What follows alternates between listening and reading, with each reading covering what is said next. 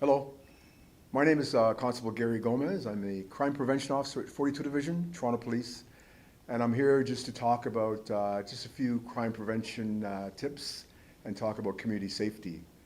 I'd also just like to thank everybody for being here and wish everybody safety during this very difficult time in our society, the pandemic.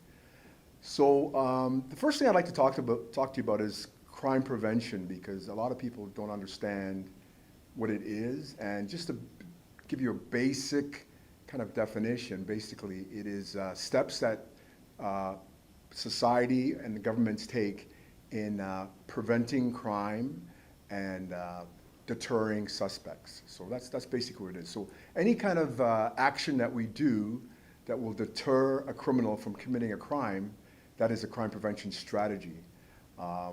Something like locking your front door or locking your car, things like that. That is the most basic crime prevention technique that you can think of, but some of them are quite elaborate that I may talk about later. But right now, it's just basically, I want you to understand that you can do things in order to prevent yourself from being victimized in some cases.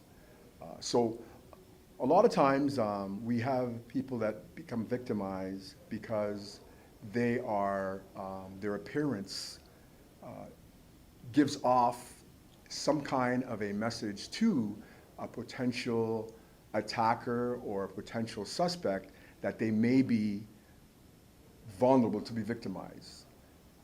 In some cases, when anybody ever is walking down the street talking on a telephone, on a cell phone, that is an indication that they are vulnerable to be victimized. Because when you are concentrating on talking on the phone, you are not doing the things that you should be doing, like being aware of your surroundings, looking to see who's around you, observing what is around, where you are, things like that. When you're on the telephone, you are so much focusing on your conversation that you miss a lot of the clues that are there for you to protect yourself. So there have been studies where psychologists, psychiatrists have done studies in prisons where they've spoken to prisoners, prisoners that are serving sentences for quite serious crimes, asking them about how do they choose their victim. And the most amazing result that we get from this survey is that the criminals say that they don't choose the victim lets them know that they're vulnerable to be victimized. And a lot of that is by being on the telephone, by walking with your head down. Okay, when someone is walking with their head down, a criminal can see that as being vulnerability, because they would not be able to identify the suspect if something did happen.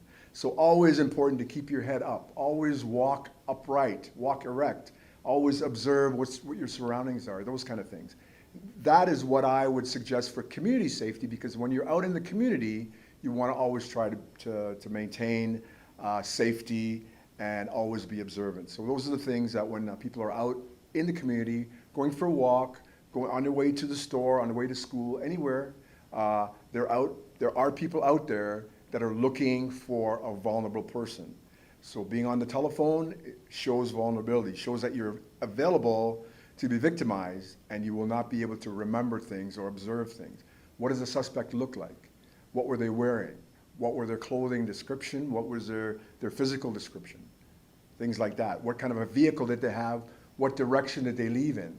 If you're not able to answer any of those questions, you cannot assist the police in helping you to investigate that crime. So that's the part about being a victim that is very important to know about. So some of the things I like to talk about are home safety, because it's very important that people understand how it works to keep your home safe. People tend to lock their doors, and they're pretty happy with that. They think that the locks are enough to keep their home safe, and they feel very confident knowing that they have a good lock. A lot of times the lock is the most insignificant part of that whole security system, because the lock is encased in a wooden door most of the times, and wood is a very vulnerable substance. It can be broken very easily. So I always suggest that if you're going to have a good lock, then you want to make sure that you have some metal supports in that lock in your wooden door to protect the door from splintering, things like that. Very important to be observant on your street, especially when you're home, to see and if there are any suspicious people, suspicious vehicles, things like that. People are very reluctant to report a suspicious person. And I think it's very important to do that because a suspicious person could possibly end up becoming a suspect in a break and enter or another crime. So we always look for things that shouldn't be there, okay? When you notice something that shouldn't be there, then it should tell you that this is unusual. It doesn't always have to be a crime, but it should be certainly tell you that it's unusual and it's something that you really need to be aware of. So those are things. Some of the things when it comes to being out in the community, we always talk about, when you're out walking, taking a shortcut. I find that taking a shortcut, although it does cut off some time on your trip, sometimes it's not the safest thing to do. When you walk into an alleyway or a shortcut or some kind of a pass-through, a pathway, things like that, that may not be safe, may not have the ability to call for help, when someone cannot see you in there, then you are vulnerable. So I would say if you're walking in the community and there is a pathway, I would suggest not taking that pathway. I would suggest taking the longer route. It would take a little longer for you to get there, but if you do get in trouble when you're walking on a route, on a street or a sidewalk, there are cars driving by and everybody has a cell phone. Everybody has one. So even though they're not going to stop and help you, they generally will call the police and report that there is something happening. You're having a trouble with somebody, and you'd like them to attend. So that's something that's quite important. It's very helpful if you can not walk behind large objects where someone could be hiding, things like that. Always be aware when you're walking. Always look ahead to see what's up ahead. And if you see something that looks a little suspicious, you can always move to one side of the street or move to another side of the street where you can be safe. The worst thing is to be walking and there's a large object. You come up to that object, there's somebody behind it. There's no way you can get away from that. At least, as opposed to if you were walking and you saw that large object and you crossed the street and continued walking, if there was somebody behind that object that was maybe looking to victimize you somehow, at least you would have a lot of space where you could get away and you could run and call for help, things like that. When you're out in the community, say going to a bank, banks are the only place where you can actually find out when people are getting money and how much they're getting money. If I went into a bank and stood in line, I could see the people at the counter, I could see the teller handing out money like that. And I always find that's a very, very sensitive thing, because if a criminal stands in a bank waiting, looking, and he sees somebody getting a lot of money, okay, that criminal could follow that person out of the bank and maybe confront them when there is nobody looking. So my suggestion would be when you go to the bank is you would let the teller know that you do not want them to count your money out loudly if you're getting it. And what you want to do is you want to blade your body in front of the teller so nobody behind you sees how much money. Because someone can tell. If the bill is a brown bill, that's a $100 bill. If it's a red bill, it's a $50 bill. And if they see you getting 10 brown bills, they know you've got a lot of money. And you walk out of that bank, especially if you're not looking around. I see many times, because I do a lot of research, I go to the bank and I see people, the minute they get money, they get their cell phone out and they start chatting, and now they've walked out of the bank, they have not seen who's been in the bank, they don't see who's around them, they don't see who's following them, and before you know it, they're confronted in the parking lot by someone who knows they have at least what the money that they saw that was given to them by the teller. So again, just observation. Try not to be distracted by your phone. Try not to be distracted by other things when you're out in the community, because I think the criminals rely on you being distracted. Sometimes I wonder if the criminal invented the cell phone just so that it could distract people. But that's another conversation. But anyway, as I said, being distracted is one of the biggest things when it comes to crime prevention. Being observant, not being distracted. So that's so we've talked a little bit about the home safety, about things that we can do to enhance our home safety. Trying, not leaving newspapers, not leaving mail in your mailbox. If you go away, try to get somebody to come and pick that mail up. Make sure your home looks like it's lived in. Okay, a criminal walking in a neighborhood looking for a home to break into sees a whole bunch of mail in the mailbox, and newspapers and things, flyers on the front porch. They know that there's nobody there, right? That's an indication to them that that house is empty. And a criminal loves an empty house. That's why they will knock on the door many, many times before they decide to break into a home, because they want to make sure that there's nobody home. And if there is somebody home, then they're going to ask some stupid question. Hi, what time is it? Or do you know where the nearest Tim Hortons is? That is an indication to you, if someone does that to you, that they are suspicious, and you could call the police and say, someone just knocked on my door and asked me if I knew where the Tim Hortons was. That is definitely a sign that they were looking to break into a home. So that's a little tip for you. Again, keep any of those, the mail or subscriptions or anything like that. Make sure you deal with that if you go away. Especially some people, they like to go away for an entire month. Well, a month is a long time. So you need to talk to contact the post office, contact your whoever delivers your newspaper, magazines. Maybe get a friend or family member to park their vehicle in your driveway. I always suggest getting timers. Put your a lamp on a timer, put certain things on a timer, so it looks like there's somebody living in the house. 8 o'clock, the lights go on. 10 o'clock, the lights go off. If someone's looking around to break into a house, they're going to see activity at that house, and they're going to realize that there's somebody there. As opposed to the house being in darkness for a week, that's an indicator that there's nobody home, and criminals are likely to want to break into something like that. So again, the physical outside of the house, making sure that there's nothing that's going to conceal people. I mean, I've seen houses that have four front windows, but you can't see the windows because there's bushes that are hiding the windows. So if somebody wanted to break in through the window, they could hide behind the bush and not be seen from the outside and break in, and nobody would know. So again, keep your front of your house very clear, and that's a good thing.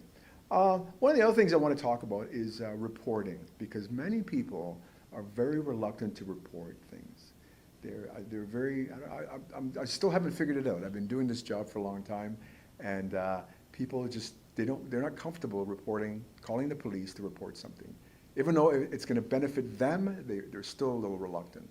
And I think if they see things, they're not sure, I'm not sure, I think it's always better if you see something and you think I should call the police, then I think it's probably time to call the police, because not everybody thinks they should call the police. So I think reporting something is good, because many times I've been to a community meeting in a neighborhood and I've checked some of the statistics to find out, they haven't reported any crimes. There's no thefts from autos. There's no, maybe 1 or 2 break and enters, things like that. I get to the meeting and they tell me there's been 30 thefts from autos.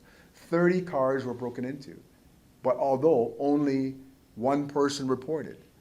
If they don't report something like that, we're not going to know that these things are happening. So it's important that when a crime does happen, if something does happen in your neighborhood or to you that is serious, that you think you're being victimized, then you need to report that to the police. 416-808-2222 is the Toronto Police non-emergency number, and that is the number that you should call and get something reported. Now, there's some online reporting also that you can do. Just go on the Toronto Police website. torontopolice.on.ca, and it will take you to the online reporting where you can report certain types of incidents, theft, things like that.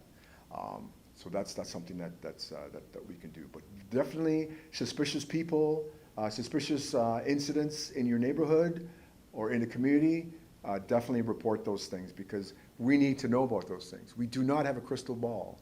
We need information from our community members. As we always say, you are the eyes and the ears of the police.